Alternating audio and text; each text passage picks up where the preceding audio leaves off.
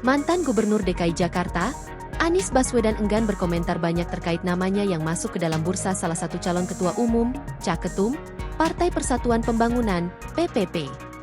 Nama Anies Baswedan dan Amran Sulaiman masuk ke dalam bursa Caketum Partai PPP menjelang muktamar yang akan digelar sekitar Agustus-September 2025.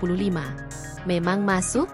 Enggak, kata Anies dikonfirmasi usai menyantap soto Yugisah di Mataram, Minggu, 1 Juni 2025.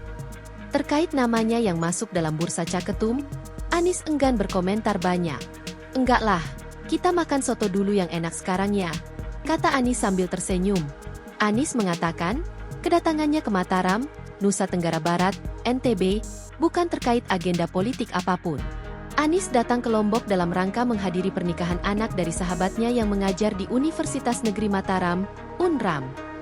Selain itu, Anies juga menyempatkan diri berjalan-jalan di Car Free Day di Jalan Udayana Mataram, serta menyantap soto legendaris Yugisah, yang sudah berdiri sejak tahun 70-an.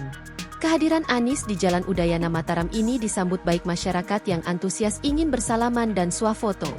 Sebelumnya, nama mantan Gubernur DKI Jakarta Anies Baswedan dan Menteri Pertanian, Mentan, Amran Sulaiman, mencuat dalam bursa calon Ketua Umum PPP. Wakil Ketua DPW PPP DKI Jakarta, Bali Bilalusala mengatakan dua nama itu kerap menjadi perbincangan positif dari kader partai berlambang Kabah itu. Download Tribun X sekarang, menghadirkan lokal menjadi Indonesia.